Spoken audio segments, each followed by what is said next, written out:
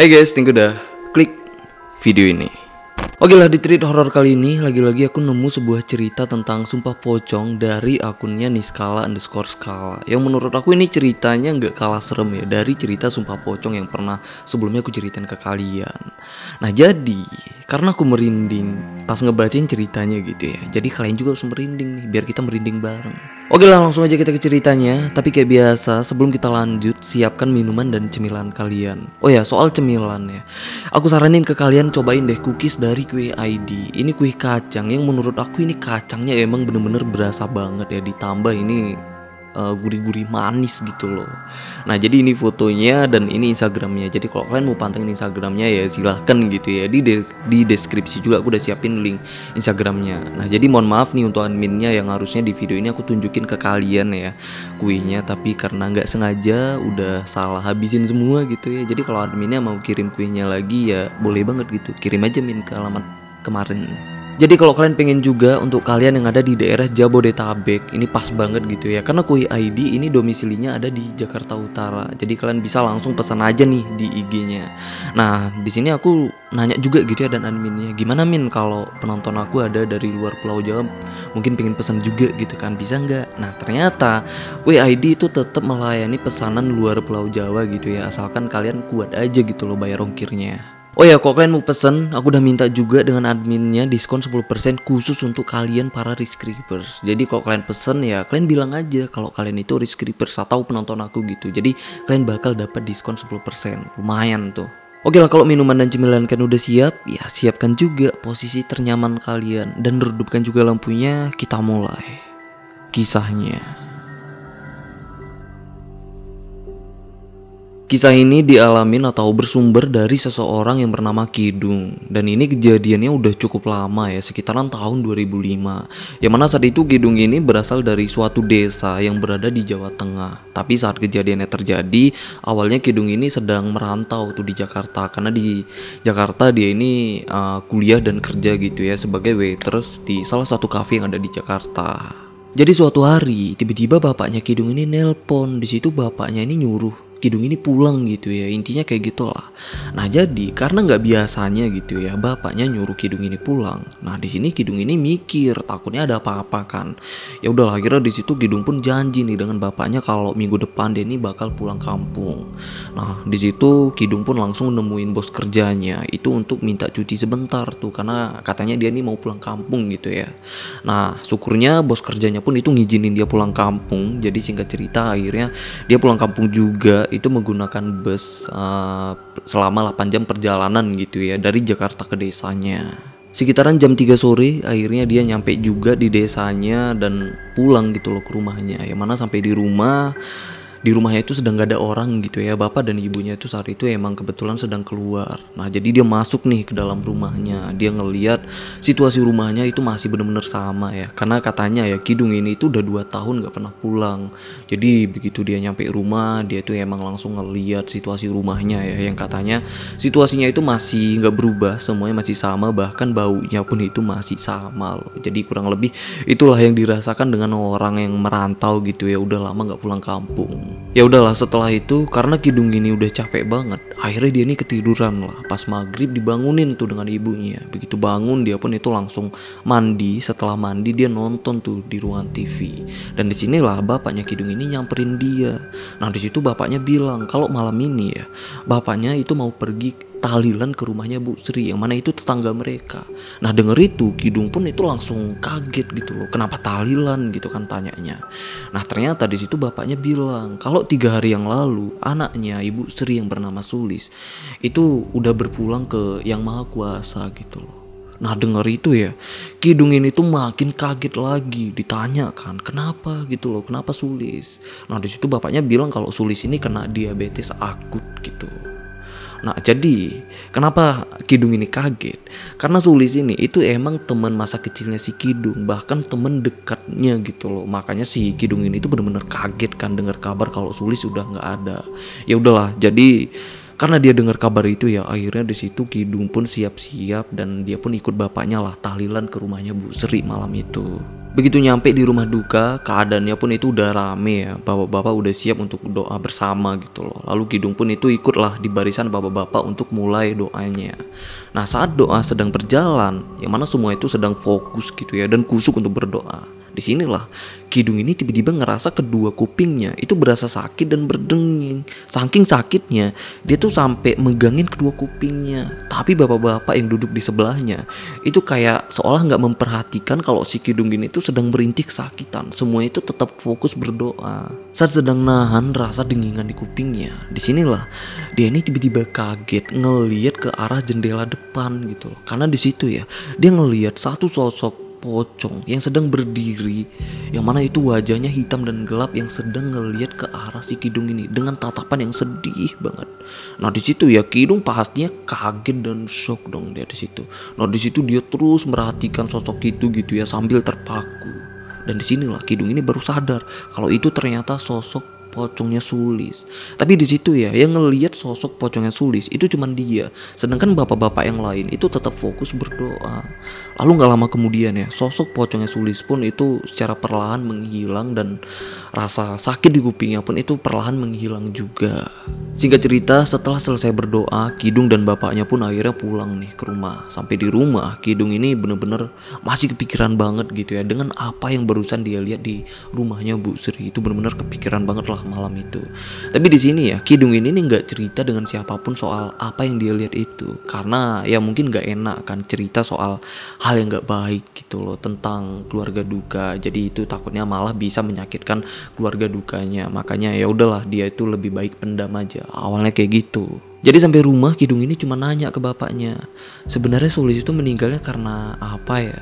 Dia nanya kayak gitulah. Tapi bapaknya cuma jawab karena diabetes akut. Ya udahlah di situ ya malam itu dia benar-benar kepikiran banget loh soal tadi, sampai malam itu dia nggak bisa tidur. Jam 11 malam itu sampai belum bisa tidur tuh karena benar-benar kepikiran dengan apa yang barusan dia lihat tadi. Nah pas tidur, dia ini tidur di kamarnya. Jadi posisi dia tidur itu menghadap ke jendela kamarnya. Dan disinilah tiba-tiba Kidung ini dengar ada suara kayak yang ngetuk kaca jendela kamarnya gitu loh. Nah, akhirnya dia bangun kan, dia ngeliat tuh, tapi nggak ada siapa-siapa di balik jendela itu, sepi banget lah keadaannya. Nah di situ Kidung pun itu udah mulai mikir kemana-mana nih. Nah jadi karena udah takut ya akhirnya Kidung pun maksain lah buat tidur malam itu. Besok paginya Kidung ini kebangun karena kaget karena bapak dan ibunya itu berlarian dari dalam rumah keluar gitu loh. Dan warga desa juga semuanya pada kalang kabut yang sedang berlarian di depan rumahnya Kidung ini. Nah di situ Kidung ini heran kan, ada apa ini kok semuanya pada kalang kabut gitu kan.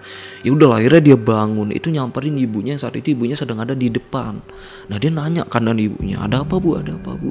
Nah tapi karena ibunya kelihatan sedang sibuk banget, di situ ibunya nggak ngejawab. Ibunya cuma nyuruh dia ini untuk ikut ke rumah Bu Sri karena semuanya itu pada berbondong-bondong mau ke rumahnya Ibu Sri. Sampai di rumahnya Ibu Sri ternyata di sana udah rame dengan beberapa warga. Dan yang ngebuat Kidung ini ngerasa aneh, di ruang tengahnya Ibu Sri itu ada seorang wanita yang sedang dipocongin dan dibaringkan di ruang tengahnya Ibu Sri gitu loh.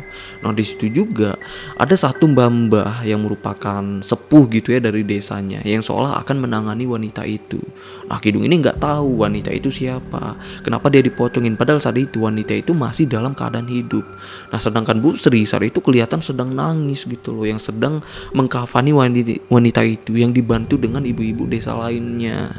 Setelah selesai dikafanin, Bu Sri langsung ke belakang ngambil tampah yang berisi buah-buahan, bunga-bungaan, sesajen dan beberapa benda lain yang Kidung ini nggak ngerti itu apa dan untuk apa gitu ya.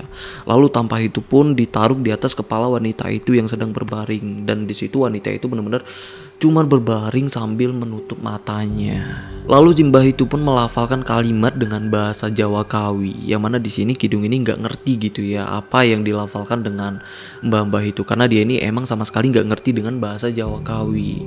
Nah sampai sini ya Kidung ini masih heran gitu loh, ini ada apa sih sebenarnya. Nah dia ini penasaran gitu ya, mau nanya tapi nggak berani atau nggak enak gitu loh, karena saat itu ya semuanya itu sedang sibuk dan kelihatan emang sedang serius banget. Setelah simbah selesai melafalkan kalimat tadi, disinilah Kidung ini tiba-tiba ngeliat gitu ya, samar-samar dia ini ngeliat sosok pocongnya Sulis yang terbaring persis di sebelah wanita itu. Nah di sini ya Kidung ini langsung ngerasa ngeri gitu loh dengan apa yang dia lihat. Saking ngerinya gitu ya, tiba-tiba dia ini ngerasa mual gitu loh karena ngelihat sosok pocongnya Sulis itu yang persis di hadapan matanya. Lalu saat semuanya sedang menyaksikan pemandangan yang benar-benar aneh dan ngeri banget. Nah di situ tiba-tiba HP-nya Kidung itu bergetar karena ada yang telepon. Nah pas dilihat kan ternyata itu nomor baru. Nah awalnya di situ Kidung ini nggak ngangkat tuh teleponnya karena nggak enak kan ngangkat telepon saat sedang dalam keadaan kayak gitu karena semuanya itu sedang sunyi gitu loh. Nah ya udah akhirnya dia nggak ngangkat tuh. Tapi nomor itu berkali-kali nelpon lagi itu. Yang akhirnya Kidung pun itu keluar ke depan untuk angkat teleponnya. Nah pas diangkat, di situ orang yang di dalam telepon itu ya, itu seolah kayak menjelaskan kalau si Sulis itu udah berpulang. Tapi penelpon itu juga itu kayak mengancam gitu ya, karena selanjutnya akan lebih mengerikan lagi apa yang terjadi dengan Sulis. Nah penelpon itu ngomong kayak gitu.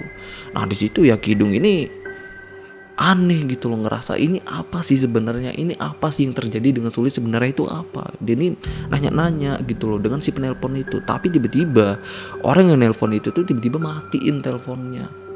Nah di situ Kidung makin bingung lagi kan, ini sebenarnya ada apa gitu loh, makin gemes nih si Kidung ini. Ya udahlah akhirnya dia pun masuk lagi tuh ke dalam. Pas Kidung ini balik ke ruangan tengah, ternyata udah kosong. Di situ cuma ada si Mbah itu tadi dan wanita itu yang sedang berbaring.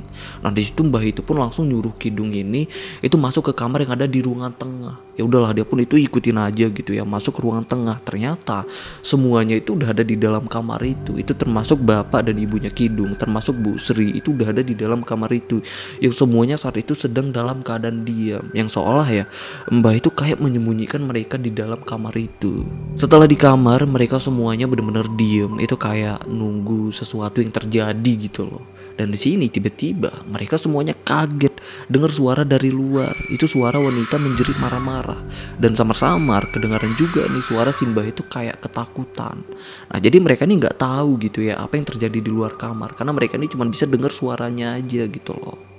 Nah lalu di situ tiba-tiba Simbah ngomong kayak gini, keluarlah, pulanglah, pergilah. Ini bukan tempatmu, ini bukan duniamu. Salahmu sendiri karena udah menyalahi takdir Tuhan. Salahmu sendiri udah menentang sumpahmu. Sekarang gak perlu lagi dikejar-kejar. Sumpahmu udah mati. Siapa yang menanam pasti akan menuai. Nah Simbah itu ngomong kayak gitu. Mereka dengar dari dalam tuh. Setelah Simbah itu mengucapkan kalimat tadi, tiba-tiba mereka ini dengar lagi nih suara jeritan dari wanita itu. Nah karena mereka yang ada di kamar itu penasaran kan apa sih sebenarnya yang terjadi di luar. Akhirnya mereka ini ngintip lah, termasuk Kidung itu juga ngintip dari celah-celah pintu. Nah pas di situ ya Kidung ini bener-bener kaget ngelihat wanita itu ternyata sedang melayang, yang mana dia itu menjerit ke arah Simbah, yang seolah ya wanita itu kayak mau menyerang Simbah gitu loh. Nah tapi wanita itu selalu terpental karena Mbah itu menyodorkan benda yang semacam tasbih ke arah wanita itu. Nah di situ wanita itu pun makin marah lagi, menjerit lagi tuh yang suaranya itu benar-benar kuat banget. Nah disinilah Kidung ini ngeliat gitu loh, wanita itu secara perlahan itu tubuhnya membesar, terus membesar sampai nyentuh langit-langit rumah. Yang mana di situ wanita itu marah-marah gitu loh, ngancurin barang yang ada di sekitarnya. Yang ngebuat ya semua barang-barang yang ada di ruangan tengah ibunya di rumah Bu Sri itu semuanya pada berantakan dan berjatuhan. Karena bapaknya Kidung ini ngeliat pas dia ngintip gitu ya, dia ini ngelihat kalau Simbah itu kayak ketakutan banget gitu loh. Nah jadi bapaknya Kidung pun itu pelan-pelan bukain pintu kamar, itu manggil Simbah gitu loh untuk masuk ke kamar. Akhirnya Simbah pun itu langsung lari masuk ke kamar tempat mereka, yang mana akhirnya mereka semua di situ ngumpul lah, semuanya pada ketakutan panik. Nah lalu tiba-tiba kedengaran nih suara gedoran pintu di kamar mereka, yang ternyata pas mereka ngintip gitu ya, ternyata wanita itu ngegedor pintu kamar mereka, yang mana wanita itu ngegedornya itu pakai kepalanya, yang mana ya karena itu semua yang ada di dalam kamar itu semuanya pada panik dan ketakutan. Mereka semua di situ nanya dengan Simbah, Mbah ini gimana? Nah tapi Mbah itu cuman bilang, sabar aja, nanti rohnya Sulis itu bakal keluar dari tubuhnya Narti. Nah disinilah Kidung ini pun baru tahu kalau nama wanita yang dikafanin tadi gitu ya, yang sedang dalam keadaan kerasukan, itu namanya Narti. Ya udahlah di situ mereka tetap nunggu gitu ya sambil Tubuhnya Narti itu sambil menggedorkan pintu kamar dengan kepalanya. Mereka terus nunggu. Yang akhirnya ya nggak lama kemudian, tiba-tiba Narti pun itu langsung terjatuh. Yang mana di situ kalau rohnya Sulis itu udah keluar dari tubuhnya Narti. Saat itu juga mereka semua berbondong-bondong keluar kamar dan langsung ngelepasin kafan yang ada di tubuhnya Narti gitu ya. Dan Narti pun itu langsung ditidurkan di sofa dikasih air putih. Nah saat itu semuanya itu hanya diam ngeliat Narti yang sedang terbaring gitu loh. Tapi di situ hanya Bu Sri nih yang emang bener-bener nggak bisa tahan tangisnya. Lalu di situ tiba-tiba Mbah ini ngomong gitu ya ke Bu Sri. Di situ katanya kalau dia itu udah nggak bisa bantu lagi karena Sulis itu udah bener-bener kelewatan batas gitu loh, menyalahi takdir Tuhan. Dan Mbah pun itu nyuruh Bu Sri ini untuk perbanyak doa gitu loh agar Sulis bisa tenang di alamnya. Sampai sini Kidung ini masih nggak tahu gitu loh apa sih sebenarnya yang terjadi dengan Sulis. Kenapa dia itu sampai bergentayangan kan kayak gitu. Pasti ada sesuatu yang terjadi. Nah tapi di sini dia ini masih benar-benar nggak tahu apapun gitu loh. Mau nanya tapi nggak enak karena semuanya dalam keadaan serius banget gitu kan. Ya udahlah, setelah itu si Mbah pun itu pamit pulang dan mereka pun semuanya bubar. Setelah Kidung ini udah di rumah, karena dia penasaran banget gitu ya apa yang sebenarnya terjadi dengan Sulis. Akhirnya di sinilah Kidung ini nanya nih dengan ibunya. Nah tapi awalnya ibunya ini nggak mau ngejawab, tapi karena Kidung ini berkali-kali terus-terusan nanya gitu ya, akhirnya di sinilah baru ibunya ini nyeritain apa yang sebenarnya terjadi dengan Sulis. Jadi awalnya ibunya ini menceritakan soal kedekatan hubungan Kidung dan Sulis gitu ya. Yang mana mereka ini bukan cuma teman dekat gitu loh. Tapi ibunya Kidung dan juga Bu Sri, ibunya Sulis, itu ngelihat mereka berdua ini benar-benar cocok banget gitu loh. Karena mereka ini benar-benar deket banget saat itu. Nah jadi karena itu masing-masing orang tua mereka berdua juga itu mau ngejodohin si Sulis dan Kidung. Tapi sejak Kidung merantau kuliah ke Jakarta, hubungan mereka pun itu udah makin renggang karena emang gak berkomunikasi sama sekali. Nah selain jarak mereka yang jauh gitu ya, jadi mereka juga itu emang udah disibukkan dengan kegiatan masing-masing. Karena saat itu Sulis juga itu emang udah kerja di koperasi rumah sakit daerah yang ada di sana. Jadi karena hubungan mereka saat itu udah renggang, ibunya Kidung ini berencana ini mau ngajak si Kidung ini untuk melamar si Sulis gitu loh setelah dia ini lulus wisuda. Tapi beberapa bulan yang lalu ya, ada sebuah kejadian yang menggemparkan seluruh warga desa. Yang mana saat itu Sulis ini ketangkap gitu loh, atau kepergok dengan warga desa karena telah melakukan zina di gubuk tengah sawah yang gak jauh dari rumahnya. Tapi saat itu Sulis bersikeras enggak mengakui tuduhan dari warga. Yang mana di situ Sulis mengakui gitu ya kalau dia emang berpacaran dengan lelaki itu, tapi dia enggak melakukan hal zina apapun di gubuk tengah sawah itu. Nah, jadi di sini ya Sulis itu mengaku kalau dia itu malah difitnah gitu loh dengan warga desa. Tapi informasi soal Sulis kepergok melakukan hal itu dengan cepat menyebar ke seluruh warga desa. Yang akhirnya ya semua warga di desanya tahu gitu loh soal apa yang udah dilakukan dengan Sulis ini. Yang mana saat itu Sulis ini bener-bener kayak udah dianggap cewek gak bener. Nah karena itu juga Sulis dan keluarganya saat itu bener-bener dikucilkan dengan kebanyakan warga di desanya. Sampai-sampai Sulis dan ibunya itu udah gak berbaur lagi gitu loh dengan warga desa karena emang udah gak kuat lagi nahan malu. Nah saat itu yang dari keluarga mereka yang masih berbaur dengan warga desa itu Pak Rizwan, bapaknya si Sulis ini. Yang mana itu pun ada satu kejadian lagi gitu ya. Yang mana saat itu Pak Rizwan sedang jaga ronda malam dan saat itu ketahuan nih ada satu bapak-bapak itu temannya Pak Rizwan, ketahuan nih mereka itu sedang ngomongin yang enggak soal Sulis, soal skandal gubuk tengah sawah itu gitu loh. Nah saat Pak Rizwan tahu yang namanya bapak gitu ya, kalau dia tahu anaknya sedang dibicarakan yang gak bener, itu Pak Rizwan bener-bener marah banget yang sampai malam itu ya itu hampir berantem tuh. Yang akhirnya karena itu Pak Rizwan pun langsung pulang ke rumah. Yang mana di rumah Pak Rizwan pun itu sekali lagi nanyain dengan Sulis, apa bener nih Sulis emang melakukan zina di gubuk tua itu. Nah di situ Sulis sampai bersumpah dia mengakui kalau dia sama sekali enggak melakukan zina apapun di sana. Karena Pak Rizwan percaya banget dengan anaknya dan merasa udah difitnah juga gitu ya. Karena itu juga keluarga mereka kayak udah nggak ada harga diri lagi di mata warga desa. Akhirnya di situ Pak Rizwan pun nyuruh kalau Sulis ini untuk melakukan sumpah pocong aja gitu loh, agar semua warga desa tahu kalau Sulis ini sebenarnya difitnah.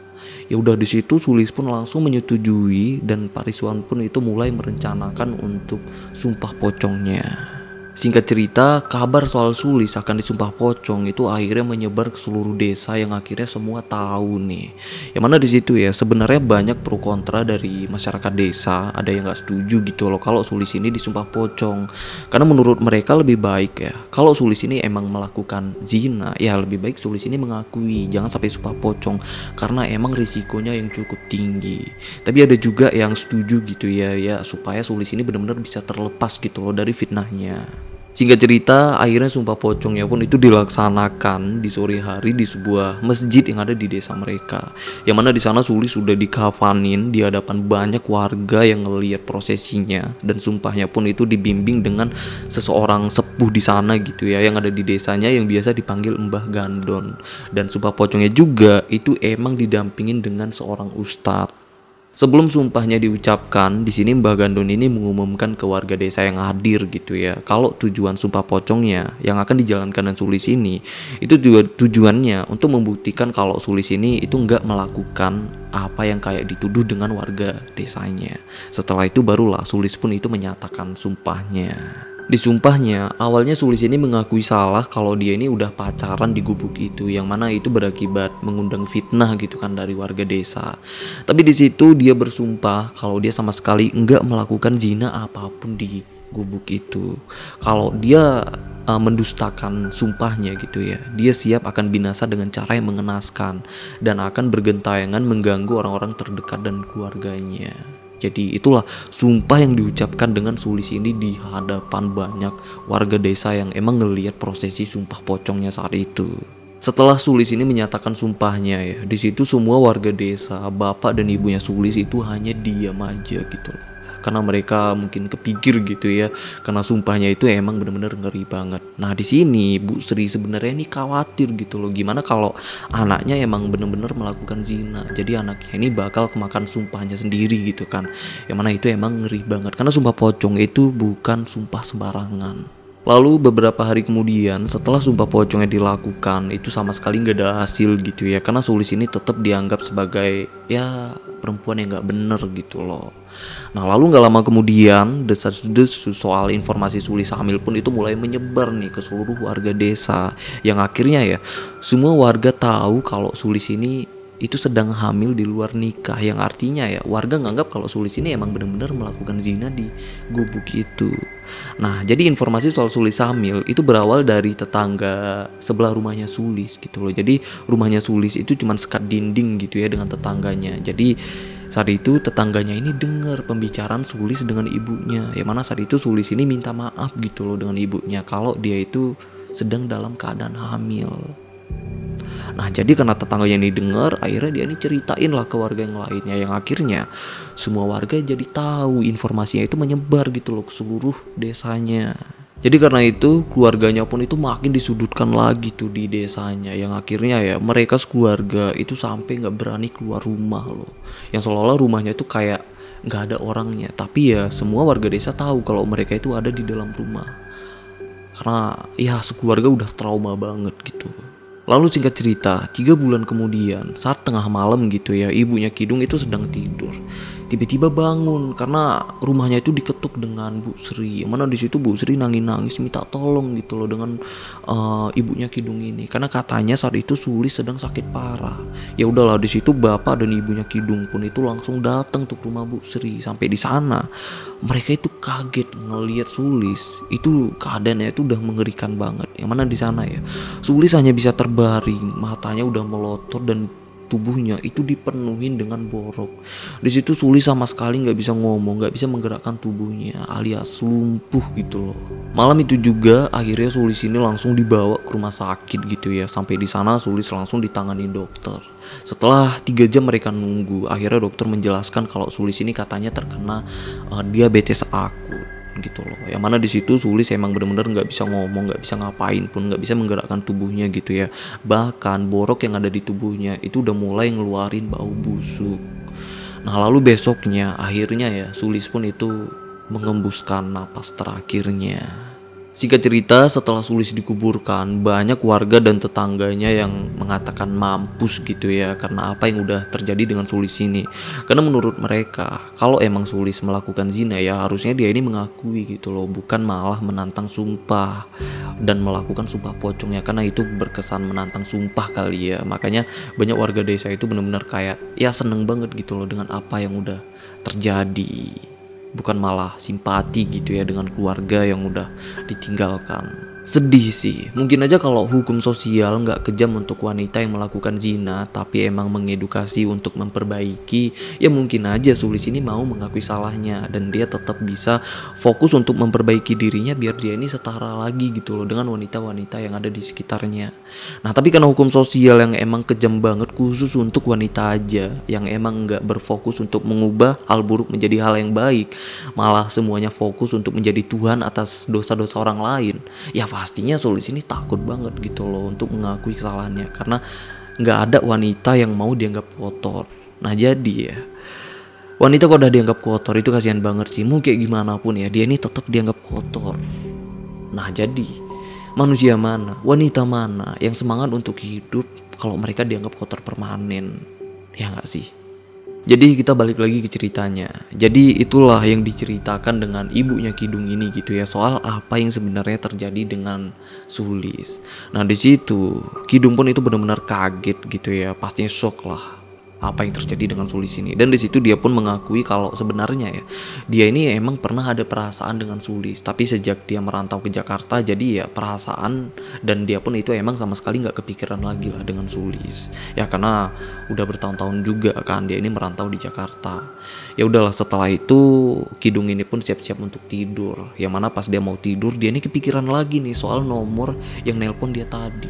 Nah karena iseng kan, penasaran juga ini sebenarnya siapa gitu loh. Kenapa dia ini seolah-olah kayak tahu soal Sulis dan ngancam soal Sulis juga. Nah jadi karena iseng dia ini coba nelpon balik nih di situ. Nah tapi nomornya ini udah nggak aktif lagi. Lalu besoknya akhirnya Kidung ini dengar cerita atau pengakuan dari Bu Sri, yang mana di sini bakal diceritain dari sudut pandangnya Bu Sri, ibunya Sulis ini gitu loh, apa yang terjadi soal Sulis. Yang mana awalnya di situ Ibu Sri ini memang mengakui ya kalau dia itu emang ya benar-benar terpukul banget lah dengan apa yang telah terjadi dengan anaknya yang berakhir emang sangat-sangat menyedihkan.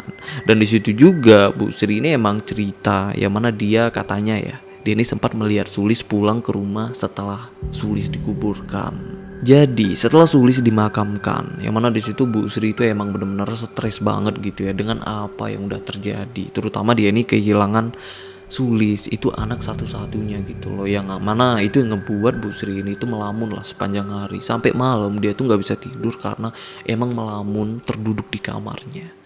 Nah saat sedang melamun, Bu Sri ini tiba-tiba kaget karena dengar suara ketukan pintu dari belakang. Ya udahlah, akhirnya Bu Sri pun itu langsung ke dapur buka pintu belakang. Pas dia lihat itu nggak ada siapa-siapa. Ya udahlah, akhirnya pintunya pun itu ditutup lagi. Bu Sri pun itu jalanlah ke ruangan tengah, yang mana di situ Pak Rizwan itu sedang tidur tuh di sofa. Nah di sini tiba-tiba lagi nih suara ketukan pintu itu lagi. Suara ketukan pintu itu kedengaran lagi tapi dari depan. Nah di situ Bu Sri pun langsung ke depan ngebukain lah pintu depan. Pas dilihat sama juga nggak ada siapapun. Begitu pintu depan ditutup, tiba-tiba kedengaran lagi ketukan dari pintu belakang. Nah setelah pintu belakang dibuka, itu kedengaran lagi tuh pintu depan, yang akhirnya itu kayak gitu terus gitu ya, bolak-balik. Nah karena Bu Sri ini udah penasaran gitu ya, apa sih sebenarnya ini gitu kan. Akhirnya Bu Sri ini nungguin di balik jendela, di balik horden jendela depan yang mengarah ke teras. Nah pas ditungguin, disinilah Bu Sri ini ngeliat gitu ya, sosok pocong yang sedang melayang sambil ngetuk pintu rumahnya, yang mana dia ngetuknya itu dengan kepalanya. Nah ngelihat itu ya, Bu Sri itu bener-bener kaget gitu loh, sampai seluruh tubuhnya itu berasa kaku. Dia mau lari, bangunin Pak Rizwan itu nggak bisa bangun, bahkan mau teriak juga, rasanya pita suaranya itu udah habis. Lalu tiba-tiba sosok pocong itu mendekat ke jendela yang langsung berhadapan dengan Bu Sri yang cuma terpisahkan dengan kaca doang gitu. Dan disinilah Bu Sri itu cuma bisa melotot ngelihat sosok itu yang ternyata ya itu sosok pocongnya Sulis. Nah di sini Sulis ini minta dengan Bu Sri untuk bukain pintunya karena dia pengen pulang gitu loh. Nah di situ Bu Sri karena nggak bisa ngapain pun ya, akhirnya ya dia pun itu terjatuh pingsan. Begitu Bu Sri sadar ya, dia ini udah di kamar, sedangkan Pak Rizwan itu sedang duduk di sampingnya. Dan di situ Pak Rizwan pun langsung nanya kan, kenapa Bu kok bisa pingsan di ruang tamu? Dan disinilah Bu Sri pun itu langsung ceritain gitu loh soal apa yang barusan dia lihat tadi. Nah di sini ya mereka berdua itu udah benar-benar ketakutan banget dan bingung juga gitu loh, karena ya sosok Sulis, sosok pocongnya Sulis gitu ya, itu bergentayangan mengganggu kedua orang tuanya. Yang mana ini bener kan kayak yang disumpahnya, yang mana disumpahnya di situ Sulis emang pernah menyatakan kalau dia mendustakan sumpahnya, ya dia bakal bergentayangan mengganggu orang-orang terdekatnya, yaitu keluarganya. Jadi karena ini mereka pun berencana mau nanya soal ini ke Mbah Gandon gitu ya. Karena Mbah Gandon ini emang sepuh di desanya, yang mungkin aja dia tuh emang punya solusinya. Ya udahlah, besoknya Bu Sri dan Pak Rizwan pun itu langsung datang nemuin Mbah Gandon dan langsung menceritakan soal apa yang terjadi semalam. Di situ Mbah Gandon bilang kalau mereka itu kualat gitu loh, karena emang terlalu berani melakukan sumpah pocong, apalagi sampai mendustakan sumpah pocong itu. Jadi menurut Mbah Gandon ini juga kalau emang Sulis melakukan zinanya gitu ya, harusnya Sulis ini mengakuinya aja gitu loh, jangan sampai ngelak pakai sumpah pocong. Lalu mereka pun nanya, jadi ini gimana Mbah gitu. Nah di situ Mbah Gandon bilang, ya jadi jalan keluarnya ya mereka ini tuh harus melakukan sebuah ritual yang mana roh Sulis itu harus dimasukkan ke tubuh manusia agar Mbah Gandon ini itu bisa berkomunikasi secara langsung gitu loh dengan Sulis. Nah jadi di sana rencananya mau ditanya dengan Sulis, sebenarnya apa yang dimau dengan Sulis ini, kenapa dia ini bergentayangan gitu loh. Lalu Mbah Gandon juga menyarankan mereka untuk mengadakan acara ruatan gitu ya. Nah jadi ruatan ini itu upacara adat Jawa yang bertujuan untuk membersihkan rumah dan lingkungan mereka dari hal-hal negatif. Ya contohnya itu kayak gentayangannya roh Sulis. Nah di situ mereka pun ya, Bu Sri dan Pak Rizwan pun setuju lah dengan sarannya Mbah Gandon ini.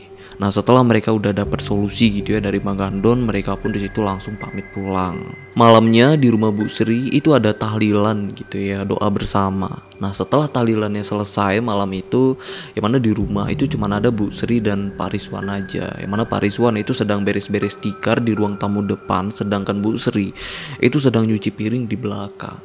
Nah saat Bu Sri ini sedang nyuci piring gitu ya, tiba-tiba kedengaran tuh suara gelas dan suara piring gitu ya, kelunting kelunting kelunting gitu. Yang mana itu suaranya berasal dari rak piring. Nah pas Bu Sri ngeliat ke rak piringnya, disitulah Bu Sri lagi-lagi ngeliat sosok pocong yang berdiri di sebelah rak piringnya. Bukan cuma itu aja, tengah malamnya lagi-lagi Sulis ini menghantui bapak dan ibunya. Yang mana malam itu sekitaran jam 1 lewat, di situ Bu Sri masih belum bisa tidur juga gitu ya. Sedangkan Pak Rizwan itu udah tidur tuh di sebelahnya. Nah tiba-tiba lampu kamar mati. Jadi di kamarnya ya itu cuman kelihatan lemari yang persis di depan ranjang, karena lemarinya itu kena cahaya bulan dari jendela. Nah disitulah Bu Sri kaget ngelihat sosok pocong yang sedang duduk di atas lemari. Nah karena ngelihat itu ya, Bu Sri pun itu langsung teriak bangunin Pak Rizwan. Begitu Pak Rizwan bangun, dia pun itu langsung keluar ambil senter.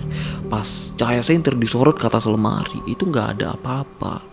Nah tapi begitu senternya dimatikan, tiba-tiba sosok pocong Sulis itu udah ada di ranjang yang persis di sebelah Bu Sri yang tertidur. Bu Sri pun itu langsung teriak, sedangkan Pak Rizwan itu hanya berdiri di pintu sambil melotot terpaku ngelihat sosok pocong Sulis yang ada di kamar. Nah di sini Sulis minta tolong gitu ya dengan bapak dan ibunya. Dia ngomong secara langsung, yang intinya dia tuh pengen pulang gitu loh. Nah setelah ngomong itu, Sulis tiba-tiba tertawa terbahak-bahak lalu menghilang. Setelah sosok itu menghilang, barulah muncul bau busuk gitu loh dari ranjang tempat sosok itu tadi berbaring. Nah di situ juga mereka ngeliat ada bercak tanah basah gitu loh yang udah ada di spray. Lalu besoknya, karena Pak Rizwan dan Bu Sri udah nggak kuat lagi gitu ya dengan gangguan-gangguan yang ada, yang mana itu rohnya Sulis terus bergentayangan. Akhirnya mereka pun itu langsung nemuin Mbah Gandon lagi dan langsung melakukan ritual. Yang akhirnya ritualnya pun itu dilakukan di rumahnya Bu Sri. Yang mana di situ Mbah Gandon itu memasukkan roh Sulis ke tubuh manusia. Di situ Mbah Gandon ini menggunakan anaknya gitu ya, yang bernama Narti untuk mediasinya. Jadi roh Sulis itu dimasukkan ke tubuhnya Narti. Itu karena Narti juga itu udah terbiasa gitu ya dijadikan mediasi dengan Mbah Gandon ini.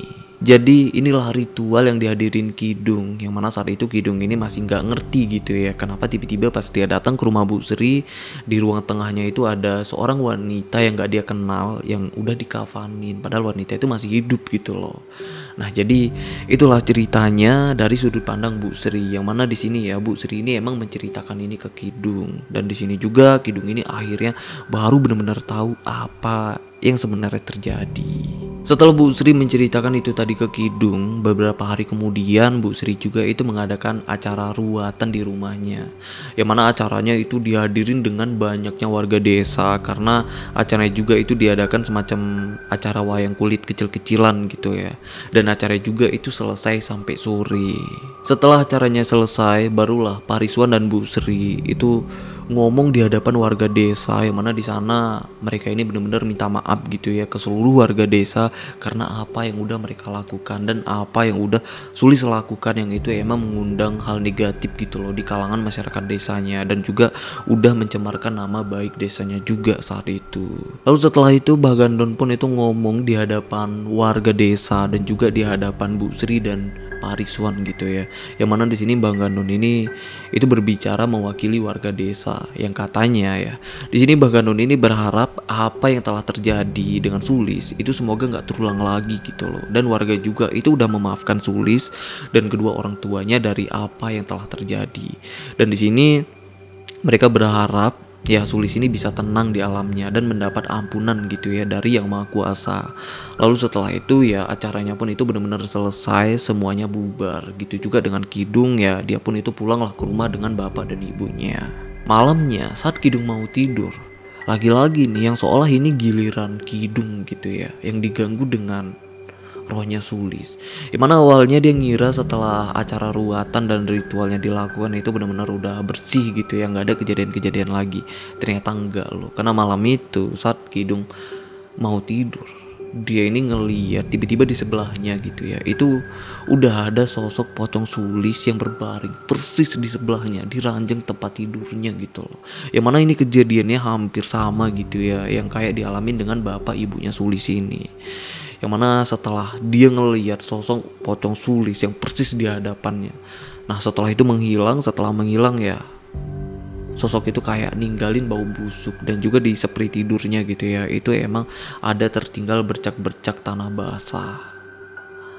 Nah jadi itulah yang dia tahu gitu ya, yang dia alamin terakhir kalinya dia ngelihat sosok pocong Sulis bergentayangan. Karena setelah itu 2 hari kemudian ya Kidung ini pun akhirnya balik ke Jakarta dan gak ada kejadian-kejadian apa-apa lagi di sana. Lalu setelah beberapa bulan Kidung di Jakarta, jadi orang tuanya Kidung ini ceritain ke Kidung melalui telepon gitu ya, yang katanya di desa mereka itu udah mulai normal lagi, gak ada gangguan-gangguan lagi dari rohnya Sulis. Bahkan kedua orang tuanya Sulis juga itu udah nggak pernah dapat gangguan gitu ya dari gentayangannya roh Sulis. Bahkan warga desa pun itu udah mulai perlahan-lahan itu udah mulai bisa gitu loh melupakan aib dari keluarganya Sulis ini. Jadi udah mulai balik normal dan mulai damai lagi gitu ya.